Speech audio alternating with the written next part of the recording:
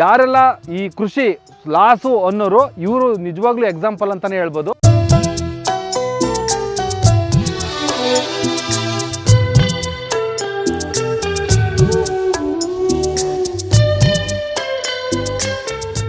ಔಷಧಿ ಹಾಕಂಗಿಲ್ಲ, ಗೊಬ್ಬರ ಹಾಕ್ಬೇಕು. ದನಿ ಗೊಬ್ಬರ ಹರಿಕ್ಯಂದು ಉಚ್ಚ ಹೊಡ್ಸ್ಕೊಂಡು ಸಾಲು ಹೊಡ್ಸ್ಕೊಂಡು ಬೀಜವನ್ನು ನೆಟ್ಟಿಗೆ ಉಣ್ಬೇಕು. ಇದಕ್ಕೆ ಏನೂ ಇಲ್ಲ ಅಂದರೆ 4 ಆಳು ಬೇಕು.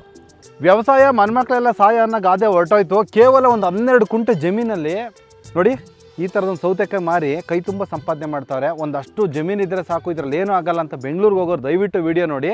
ಈ ರೈತ ಶಿವಗೌಡ ಅಂತ ಹೇಳ್ಬಿಟ್ಟು ಒಂದು ಚಿಕ್ಕ ಇದರಲ್ಲಿ 12 ಕುಂಟೆನಲ್ಲಿ ಸೌತೆಕಾಯಿ ಹಾಕಿದ್ದಾರೆ, ಪಕ್ಕದಲ್ಲಿ ಮಿರ್ಚಿ ಹಾಕಿದ್ದಾರೆ. ಇದರಲ್ಲೇ ಕೈ ತುಂಬ ಸಂಪಾದನೆ ಮಾಡ್ಕೊಂಡು ಹಳ್ಳಿಲಿ ಸುಂದರ ಬದುಕನ್ನು ಕಂಡುಕೊಂಡಿದ್ದಾರೆ. ಇದಕ್ಕೆ ಏನೆಲ್ಲ ಖರ್ಚಾಯಿತು, ಏನೆಲ್ಲ ಗೊಬ್ಬರ ಹಾಕ್ಬೇಕು, ಆಮೇಲೆ ಇದಕ್ಕೆ ಔಷಧಿನೇ ಸಿಂಪಡಣೆ ಮಾಡಿಲ್ಲ, ನ್ಯಾಚುರಲ್ಲಾಗೆ ನೀರನ್ನು ಹಾಯಿಸ್ಬಿಟ್ಟು ಈ ಥರ ಬೆಳೆದಿದ್ದಾರೆ. ತುಂಬ ಚೆನ್ನಾಗಿ ಬಂದಿದೆ ಬೆಳೆ ಮಾತ್ರ. ಯಾರೆಲ್ಲ ಈ ಕೃಷಿ ಲಾಸು ಅನ್ನೋರು ಇವರು ನಿಜವಾಗ್ಲೂ ಎಕ್ಸಾಂಪಲ್ ಅಂತಲೇ ಹೇಳ್ಬೋದು. ನಾವೀಗ ಆ್ಯಕ್ಚುಲಿ ಬಂದ್ಬಿಟ್ಟು ಹಾಸನಿಂದ ಶೃಂಗೇರಿಗೆ ಹೋಗೋ ರೋಡಲ್ಲಿ ಸಣ್ಣ ಆಲೂರು ಅಂತ ಇದೆ.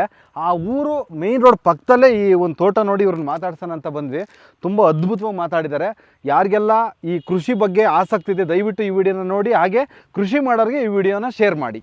ನೋಡಿ ಇಷ್ಟು ಚಿಕ್ಕ ತುಂಡು ಭೂಮಿ ಇಟ್ಕೊಂಡ್ರಂತ ಈ ರೈತ ಕುಟುಂಬ ಬೇರೆ ಉದ್ಯೋಗನೇ ಮಾಡ್ತಾ ಇಲ್ಲ, ಕೃಷಿನೇ ನಂಬಿ ಈ ಥರ ಒಂದು ಬೆಳೆಗಳನ್ನ ಬೆಳ್ಕೊಂಡು ಆರಾಮಾಗಿ ಜೀವನ ಸಾಗಿಸ್ತಾ ಇದ್ದಾರೆ.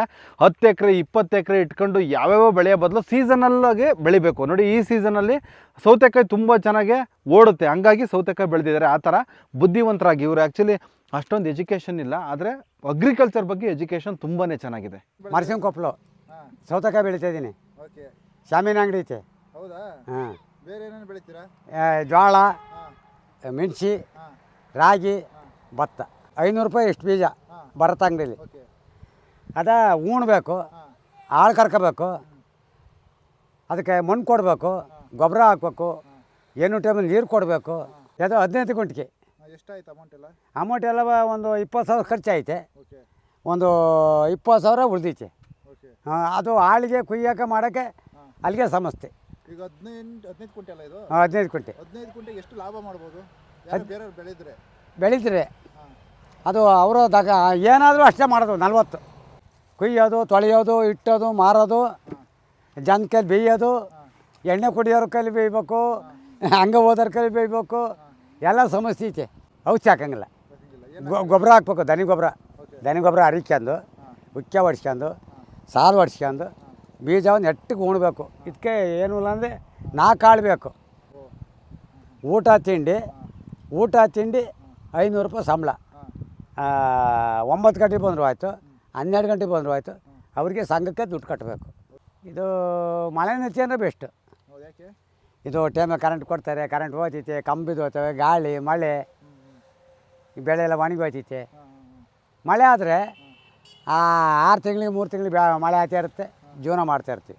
ರೈತರ ಜೀವನ ಕಷ್ಟ ಹಂಗಾದ್ರೆ? ಮತ್ತು ಕಷ್ಟ ಅಲ್ವಾ, ನೀವೇ ಯೋಚನೆ ಮಾಡಿ. ಮತ್ತು ಹಸಿರುಗಾಯಿ ಯಾವ್ಯಾವ ತಳಿ ಬರ್ತಾವೆ ಇದರಲ್ಲಿ ಸೌತೆಕಾಯಿನಲ್ಲಿ? ಅದರಲ್ಲಿ 3-4 ತಳಿ ಇದಾವೆ ಅಂತ ನಾನು ಮಾಡೋದೇ ಇದೇ ತಳಿ. ಯಾವುದಿದು? ಹಸಿರುಗಾಯಿ. ನಮ್ಮ ಥರ ನೀವು ಬೆಳೀರಿ, ನೀವು ಮುಂದೆ ಬರ್ತೀರಾ ಅಂತ ಹೇಳ್ತಾವ್ರೆ. ಒಂದು 5 ಎಕರೆ 10 ಎಕರೆ ಜಮೀನು ಇಟ್ಕೊಂಡು ಮಳೆಗಾಲದಲ್ಲಿ ರಾಗಿ ಚೆಲ್ಬಿಟ್ಟು ಮಳೆಗಾಲದಲ್ಲಿ ಭತ್ತ ಬೆಳೆದ್ಬಿಟ್ಟು ಅಯ್ಯೋ ಲಾಸು ಅನ್ನೋದಕ್ಕಿಂತ ಸೀಸನಲ್ಲಾಗಿ ಒಂದು ಸ್ವಲ್ಪ ತಲೆ ಉಪಯೋಗಿಸಿ ಮಾಡಿದ್ರೆ ಖಂಡಿತ ಈ ಕೃಷಿ ಲಾಸ್ ಆಗಲ್ಲ ಅಂತ ನನಗನ್ನಿಸ್ತೈತೆ. ಸೊ ಈ ವಿಡಿಯೋ ಬಗ್ಗೆ ನಿಮ್ಗೇನು ಅನಿಸುತ್ತೆ ಕಮೆಂಟ್ ಮೂಲಕ ತಿಳಿಸಿ, ಹಾಗೆ ಈ ವಿಡಿಯೋನ ಶೇರ್ ಮಾಡಿ.